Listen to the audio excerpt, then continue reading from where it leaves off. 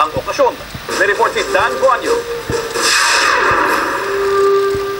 Nagkapukpukan ng magbarikada ang ilang rallyista sa marcha alternatiba ng iba-ibang grupong kontrakapitalista sa Spanya.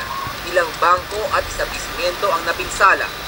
Trak-trak ng pulis na naka-full battle gear ang todo bantay sa mga kalye ng Ixambla, Las Ramblas at Paseo de Gracia. Halos 8,000 ang nagmarcha at naglabas ng kanilang hinaing laban sa pagtaas ng unemployment rate kung saan mahigit 6 na milyon na ang walang trabaho. Marami ang nawawalan ng tirahan.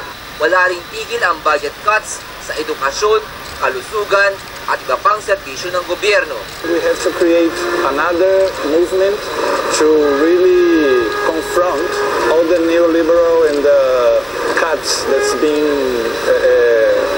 taken right now in Spain and in Europe. That's why we are here, because we think they are cutting a lot of rights. Batid ni Gabriel ang dami ng Pilipino sa Barcelona at ang mga migrante raw ang unang-unang apektado sa krisis. Sa Portugal, libo-libo ang nagmarcha at pinatikos ang pagtitipid ng pamahalaan.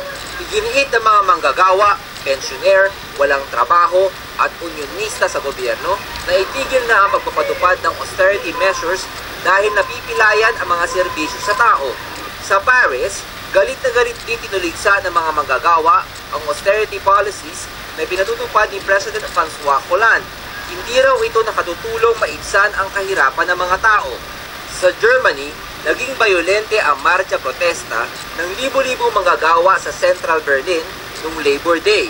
Pinagbabasag ng mga demonstrador na nakahood ang bintana ng isang bangko at sa unang pagkakataon ay pinayagan ang mga rallyista na tumuntong sa Brandenburg Gate, ang pinakapopular na landmark sa Berlin kung saan mapayapa nag-disperse ang mga nagpoprotesta.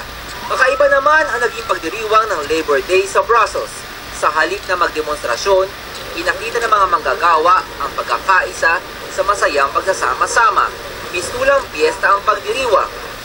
Umaasa ang mga Pinoy na magiging daan ng pagdiriwang para magkabuklod-buklod ang mga manggagawa sa Belgium at may parating na mapayapa ang kanilang mga hinaing sa pamahalaan. Kasama si Raquel Crisostomo para sa Balitang Europe, Daniel Infante Tuaño, Barcelona, Spain.